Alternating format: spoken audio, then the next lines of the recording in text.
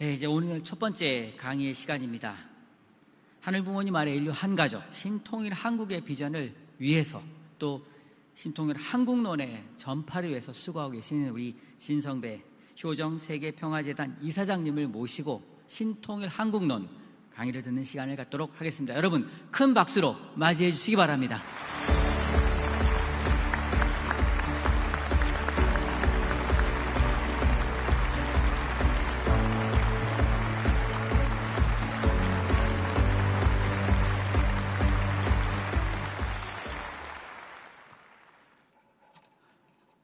네, 안녕하십니까.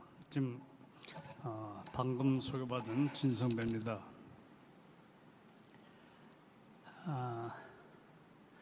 나날이 더해가는 이 신통일한국의 열기와 더불어 이제 벌써 14회를 맡게 되었습니다. 오늘 강의도 역시 우리가 지난번에 이어서 우리가 신통일한국론이라고 하는 이론적 기초를 좀 삼고 이제 주어진 그 교재 또는 교환과 함께 이제 남북 통일 문제와 세계 평화 문제를 기본적으로 다뤄보는 시간을 갖도록 하겠습니다. 먼저 이제 지난 시간에 우리가 공부한 내용을 조금 정리해야지만이 또 오늘의 주제가 도출될 수 있기 때문에 지난번에 정리했던 내용을 다시 한번 좀 숙지한다 그럴까요? 반복을 해보도록 하겠습니다. 우크라이나의 전쟁으로 본 천주평화연합 UPF, 특히 이번에 2022 소위 평화 서밋을 기초로 해서 UPF의 세계적 활동이 얼마나 이 시대에 아주 긴요한 주제가 되냐 하는 것을 중심 삼고 한번 살펴보도록 하겠습니다. 처음에는 요건 한 5분 정도 제가 요약을 하기로 이제 시간을 좀 정했기 때문에 간단하게 영상부터 좀 보도록 하겠습니다. 영상 꾸짖고 있습니다. 예. 군인들은 당황한 채 대꾸조차 하지 못합니다. 한 우크라이나 시민은 북부 도시 바흐마치에서 러시아 탱크에 이렇게 맨몸으로 매달리더니 급기야 탱크 앞에 무릎을 꿇습니다. 진격하는 탱크를 막기 위해서였죠. 또 다른 영상에서도 우크라이나 남성이 줄을 지어 진군하는 탱크를 막아세우려 하죠. 중국 테난먼 민주화 운동의 상징인 그 시절 탱크맨처럼 말입니다.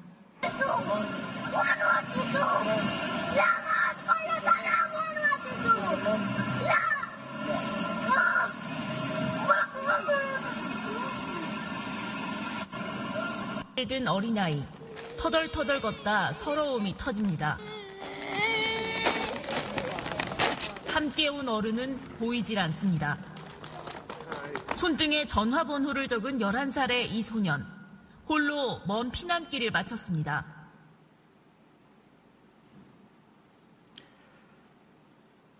예, 참 이 영상을 우리가 보게 될 때 전 세계적으로 이제 알려진 영상이지만 정말 가슴 아픈 하나의 사연이 아닐 수 없습니다. 이 어린 우크라이나의 소녀가 너는 너희 나라로 가라, 꺼져 버려라고 하면서 총을 든 병사와 아주 담대하게 싸우는, 꺼지라고 하면서 싸우는 이 광경을 목격하게 될 때에 이게 남의 얘기가 아니고 우리들의 전쟁 스토리와 맞먹는 우리의 6.25의 참상과 6.25 전쟁이라는 소위 남북 전쟁을 기본적으로 경험한 한민족으로서 이것이 다른 나라가 아닌 우리의 나라로 다시 부각되는 것은 인지상정이라고 이렇게 생각합니다.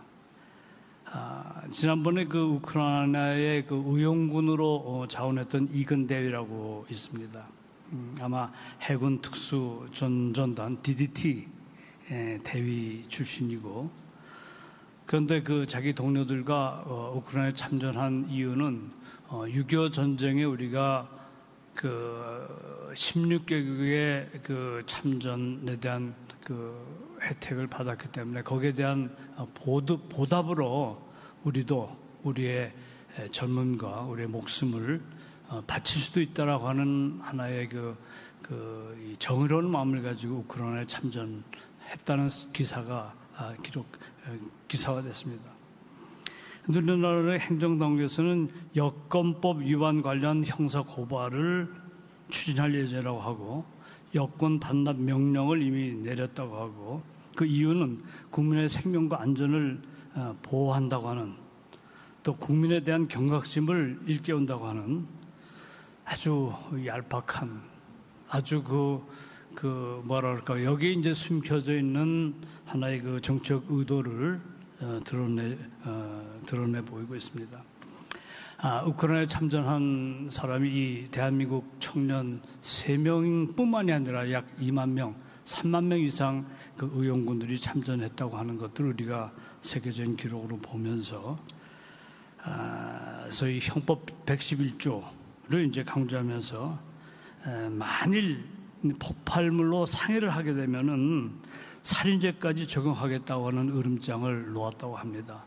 정말 온 국민의 가슴을 후벼 파는 뉴스고 6.25 참전에서 소위 그 외국군이 전사한 여러분들이 전쟁 기념관을 한번 가보시면은 참전이 약 15만 명이 이제 참전했다고 하고요.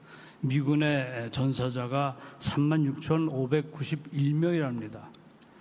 약 4만 명의 미국 군인들, 청년들, 20대입니다.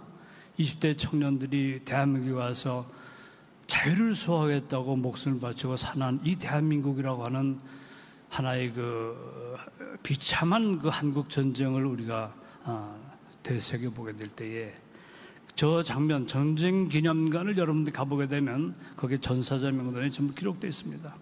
이게 자기의 전우겠죠. 자기 아들인지 모르지만은 그 사진을 두고 그 이름 앞에, 그 영정 앞에 그 꽃을 바치는 아름다운 노부부. 그 다음에 자기의 친인척의 이름을 보고 흐느끼는 하나의 지금 현재 생존해 있는 참전 용사들의 모습을 본다면 과연 이 두 가지의 아이러니를 어떻게 이제 우리가 설명해야 될 거냐?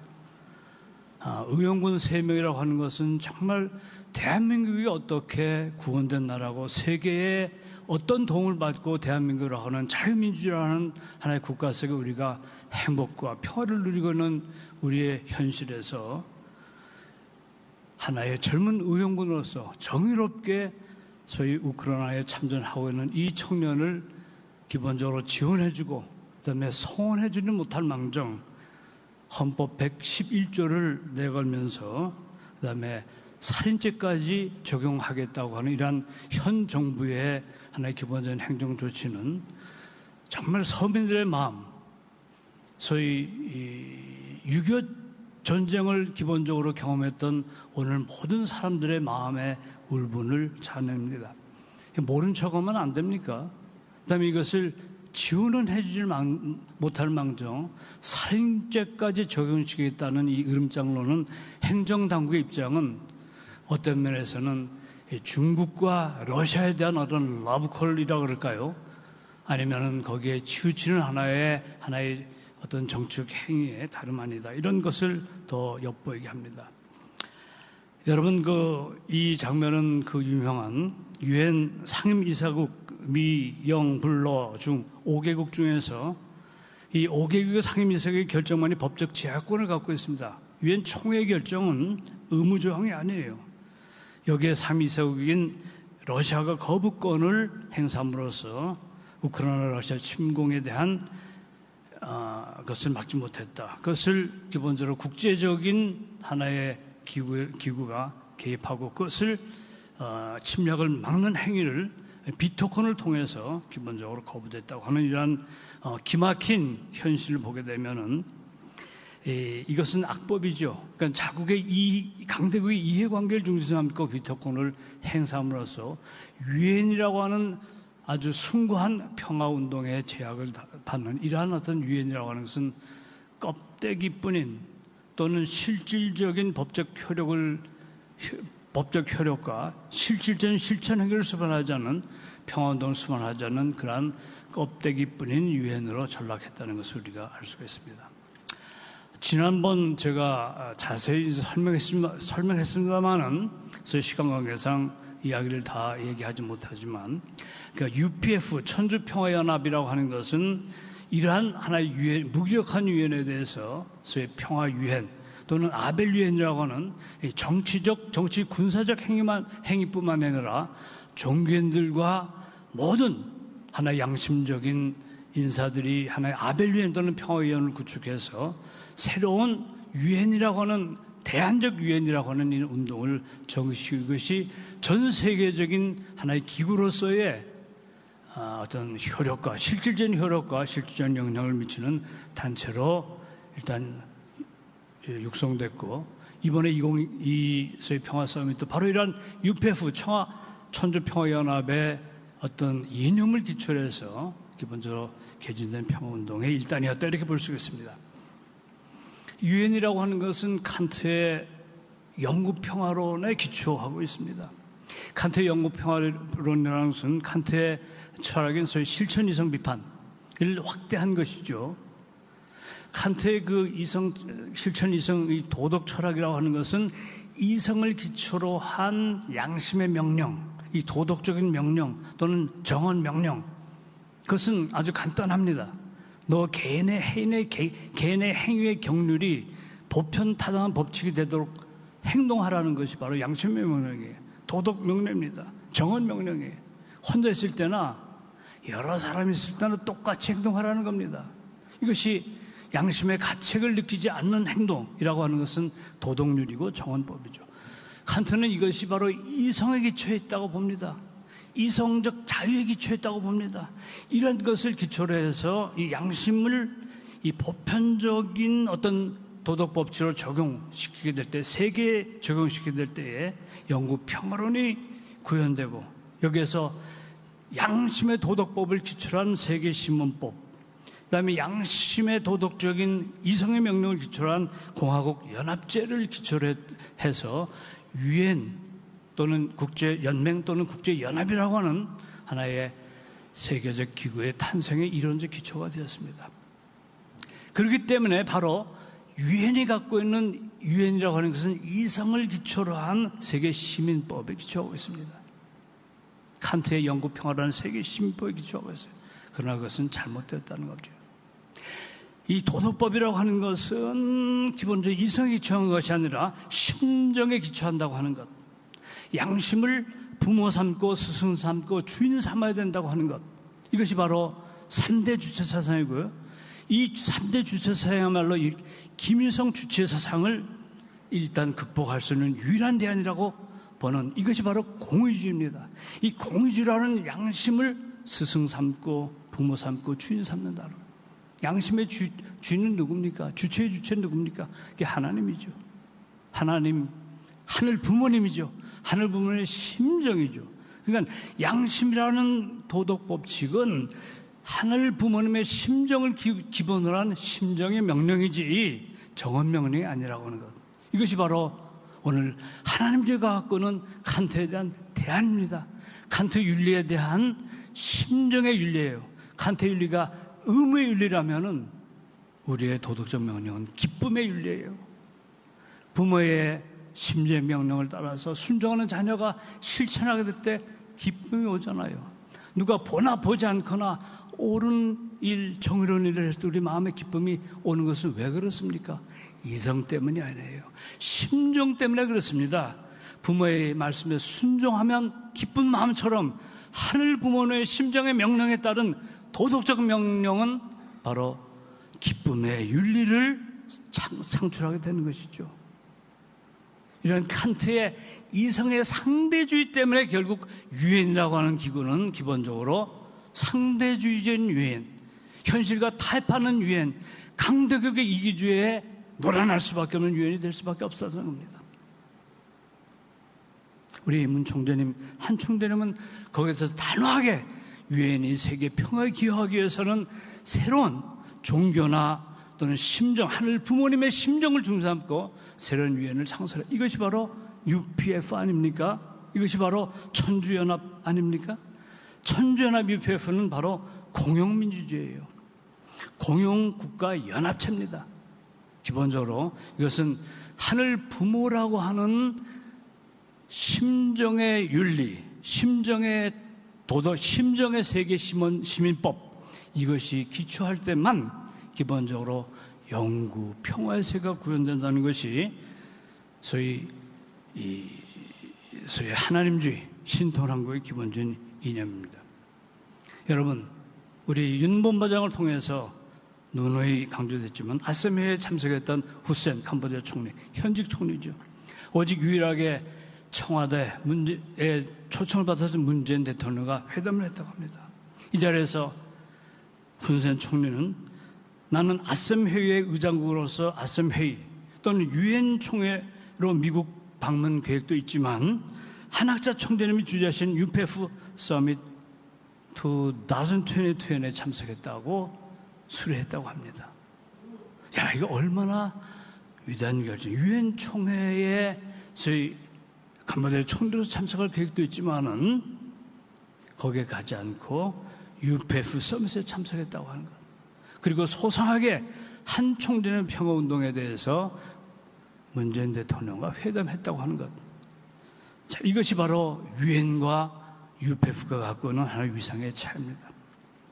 자, 이 장면은 지난 시간에도 제가 강조했듯이 바로 예수님을 중심삼고 오른평강도, 왼평강도의 전 세계적 지형이 상징적으로 표현된 것처럼 그 밑에 사진은 한학자 총재님을 중심 삼고 오른편에 소위 펜시 부통령 또는 폼페이오 또는 아베 이런 어떤 소위 우방국들이 소위 미국을 중심 삼은 하나의 자유민주주의 국가가 또 한편은 훈센, 이건 소위 캄보디아 여러분 잘 아시는 것처럼 공산주의 이를 기초로 해서 이제 출현했던 그 국가 아닙니까? 사회주의 국가. 아프리카의 많은 국가들도 바로 사회주의 국가의 모습을 띠고 있는 국가들이 많이 있어요. 이러한 어떤 사회주의와 자유민주주의라고 하는 두 세계 양대 진영을 중심 삼고 한학자 총재님을 중심 삼고 이러한 전 세계의 정상들이 하나로 도열했다고 하는 사건은 바로 예수님의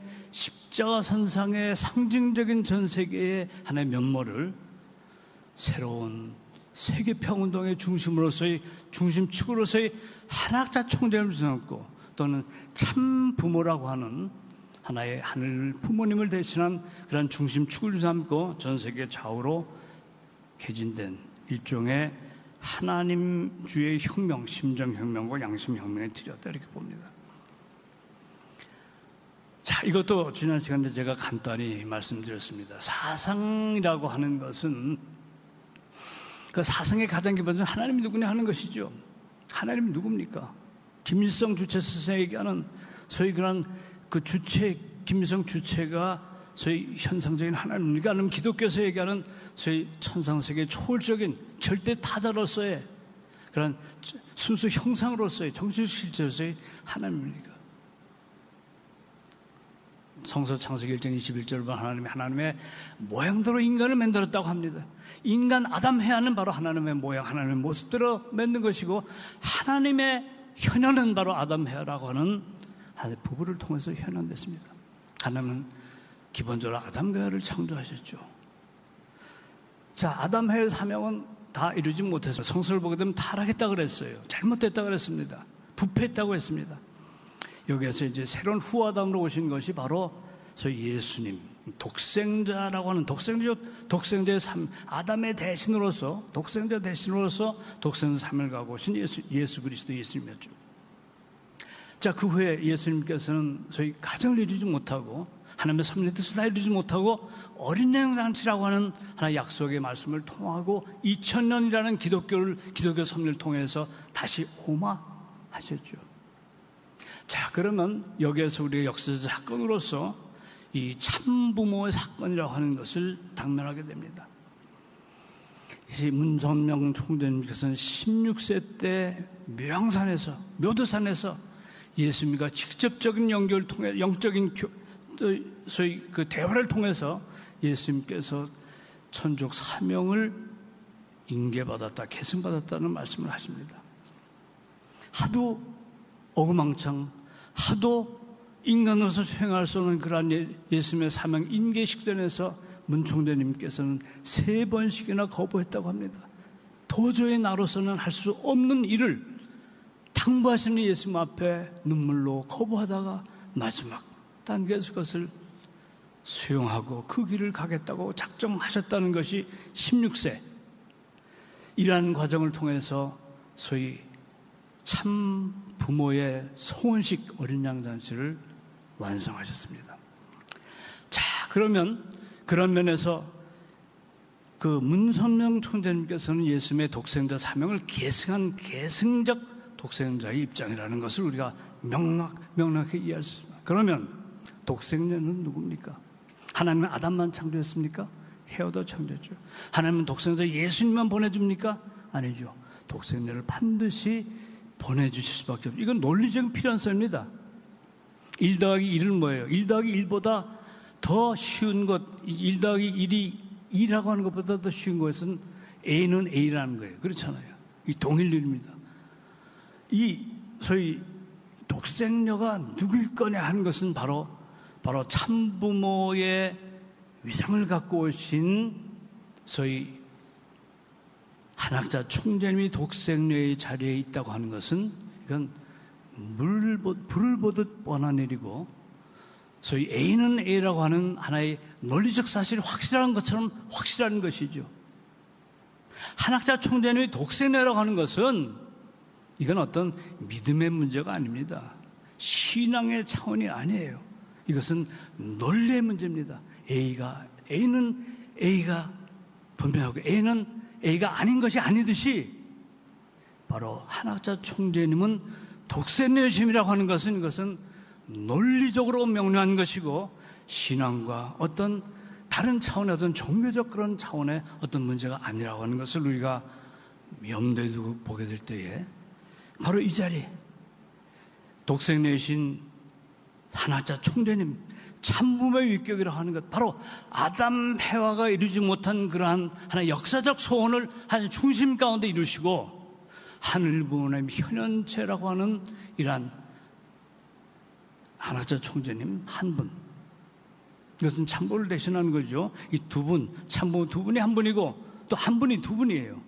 그런 어떤 하나의 하늘 부모님의 현현이라고 하는 소위 한학자 총재님을 중심 삼아서 오른편 강도 왼편 강도가 도열했다고 하는 것은 이것은 단순히 평화운동, 단순히 남북 통일운동이라는 그런 차원과 그런 입장을 초월해서 역사적인 하나의 장면이고 우주사적인 장면이고 섭리적인 그런 하나의 기점이라는 것을 우리가 이해를 해야만 됩니다.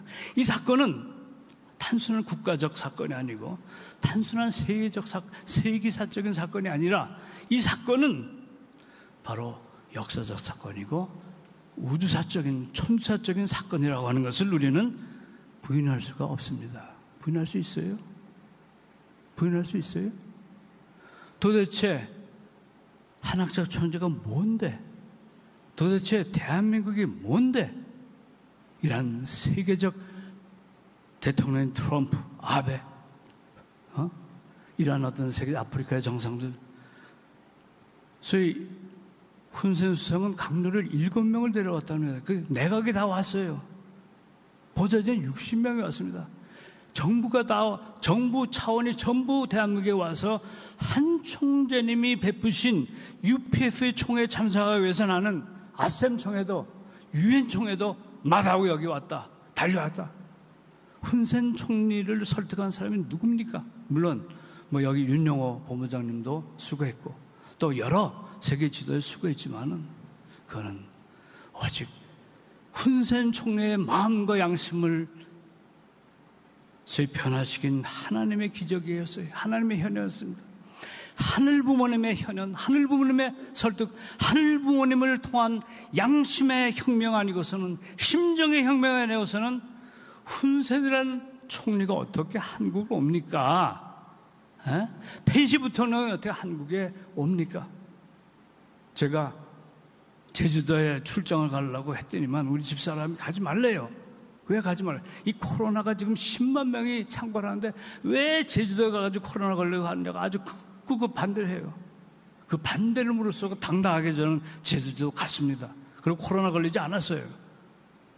내가 제주도 가는 것도 쉽지 않아요. 마누라가 반대하니까.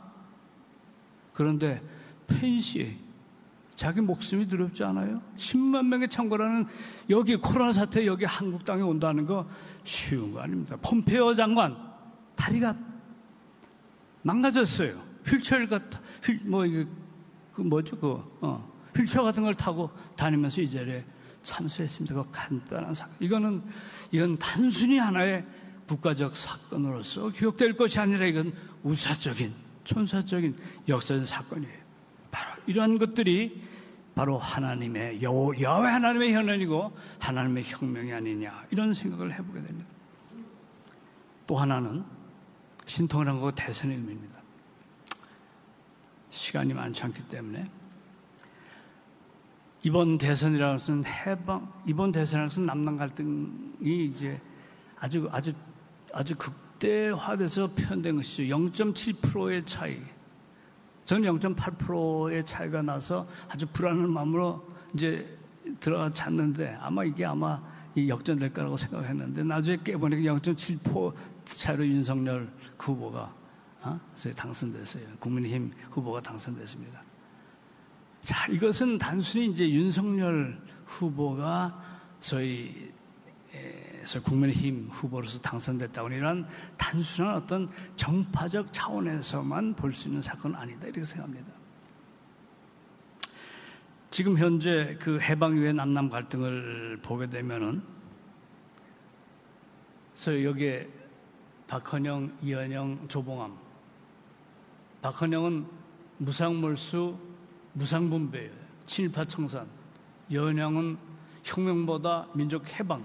조봉암 선생은 사회주의 건설을 주도했던 소위 좌파였습니다. 우파는 이승만 자유민주주의 정부를 수립했죠. 반일 반공주의자입니다. 김구 민족주의자예요. 독재 중에 가장 무서운 독재는 철학을 기초로 한 계급투쟁이다. 마르크시즘을 반대했어요. 송진우 선생 같은 이런 우익, 이런 좌우의 대결이 극단적으로 드러난 것이 여러분 국대한 반대, 서울대학교를 국립대학으로 소위 건설하겠다는 어떤 정부의 방침에 대해서 반대해가지고 기본적으로 서울대 교수와 학생들 90% 이상이 북으로 행진했던 사건입니다. 그 당시는 좌파가 주도했고 이 모든 지성세계는 이제 좌파, 여은왕과 박헌영이 지배했던, 그 때문에 김일성에게 박헌영이 산만 들어와서 그냥 있기만 하면은 자동적으로 남한은 소위 공산혁명이 완성된다는 것을 믿고 남침한 것이 김일성의 남침이라고 얘기하지 않습니까? 그만큼 남조선이라고 하는 것은 이미 소위 좌파 이념에서 오염됐고, 그 다음에 대남 성돈, 그 당시에는 북한이 잘 살았어요. 수력발전소의 거기에서 이제 얻어진 전기를 가지고 한국에 보급했는데 북한이 그 성전을 중단했어요. 한국의 모든 기업들이 다 도산해버렸습니다. 이러한 것들이, 이러한 처참한 어떤 이념적인 분쟁이 일어났던 것이 바로 해방 이후의 남남 갈등이에요. 그것을 통해서 1950년대 남북 소위 6.25 전쟁이라고 하는 것이 한국 전쟁이라는 것이 발발했죠. 지금 대선 이거 간단치 않습니다. 그래서 1980년을 기초로 해가지고요, 북한은 헌법을 개정합니다. 그래서 마르크시즘을 배제하고 주체 사상을 기본적으로 강령으로 내세워요. 여기서부터 이 한국은 저희 두 가지 운동, 한쪽은 PD 계열하고 한쪽은 NL 계열 나오죠. PD 계열은 마르크시즘을 기초로 했던 소위 그 구조주의 운동이죠. 또 한쪽은 주사파 운동, 주체 사상을 하면 의식화 운동입니다. 이 PD 계열과 NL 계열의 어떤 논쟁을 통해 가지고 지금 현재 정의당이라고 하는 것은, 심상정 씨의 정의당이라는 것은 마르크시즘 노동혁명이라는 것을 기초로 한 정당이죠. 우리가 잘 알고 있는 이석기라고 하는 통진당, 이것은 주사파 운동입니다.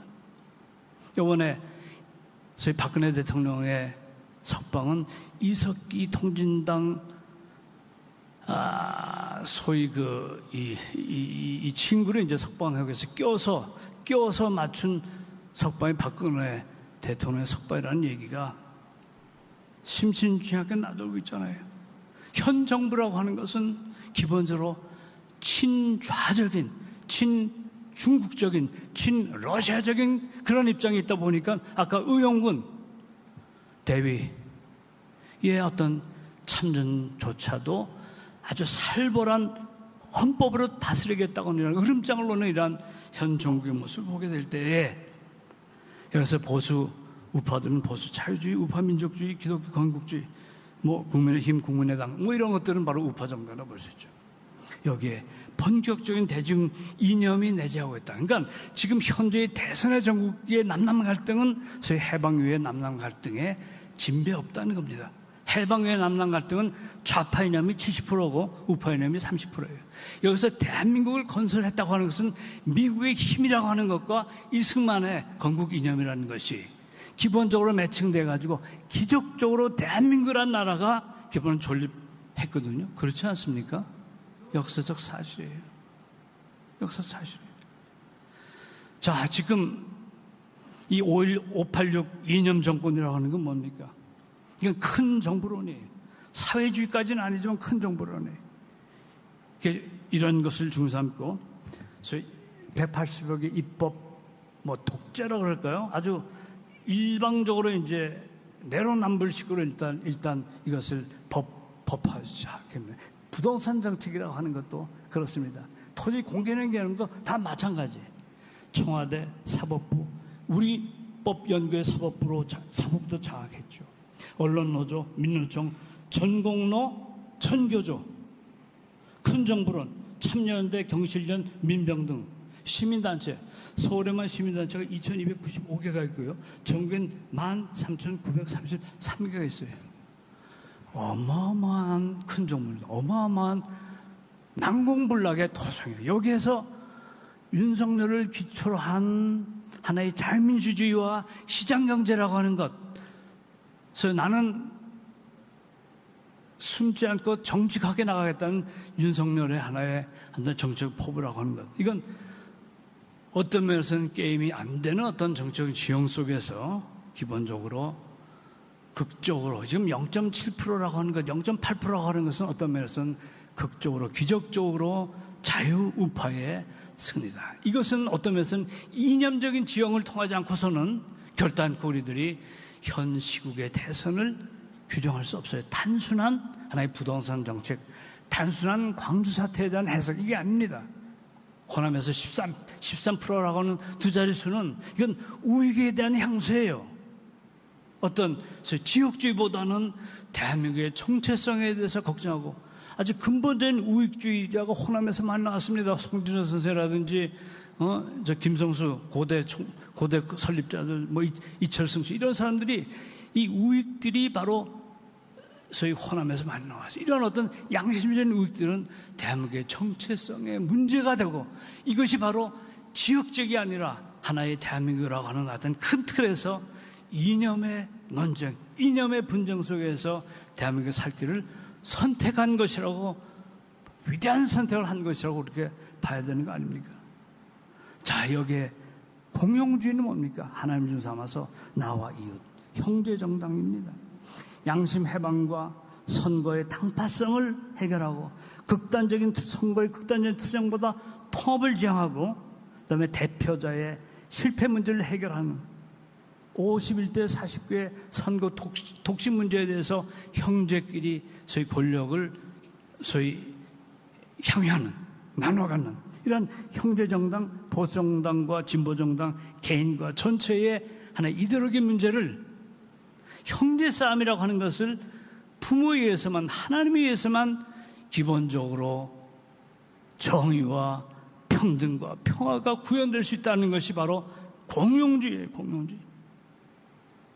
개체 목적과 전체 목적을 지향하는 양심의 보편적 윤리에 의해서 형제정당이 하나 되는, 부모를 준 사람 하늘 보를 준 사람 하나 된다고 하는 것이 바로 공룡주의 정치입니다.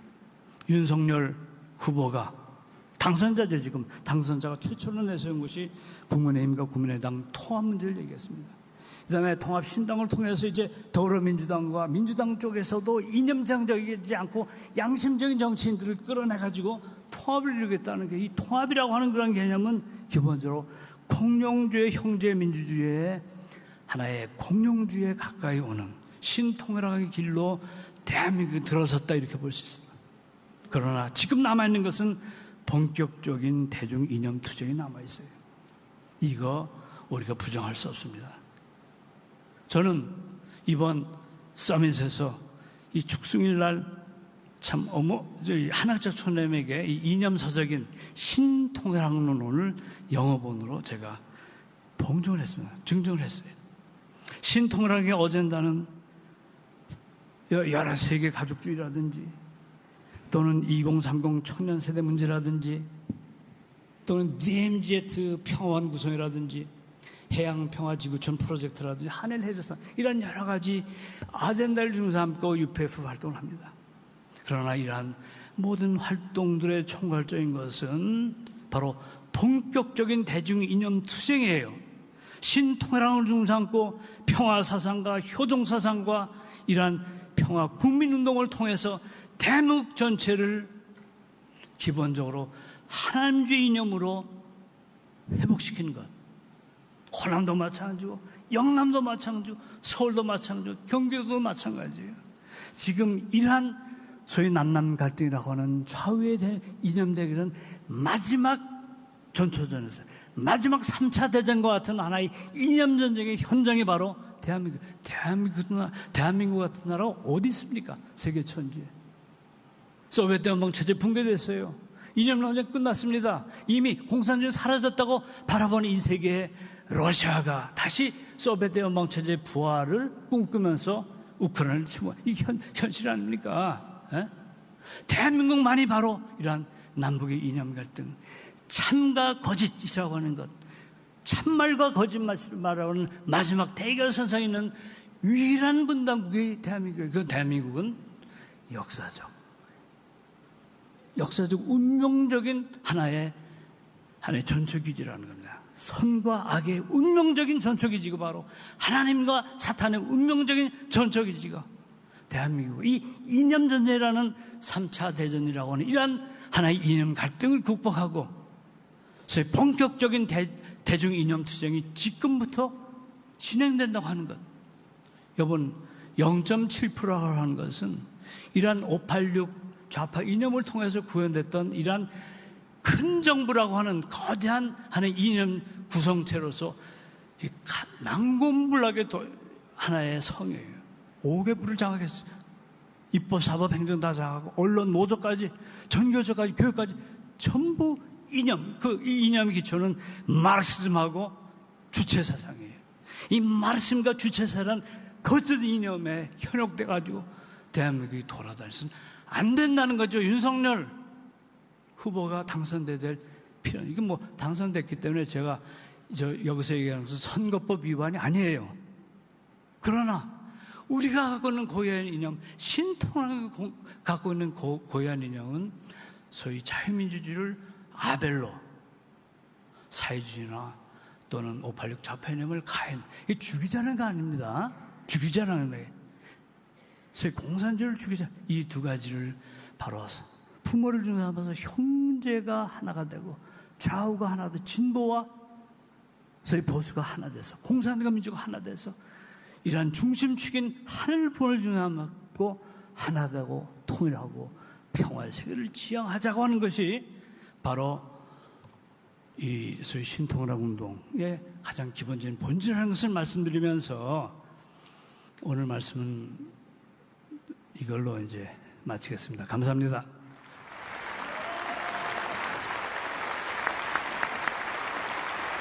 네, 대단히 감사합니다.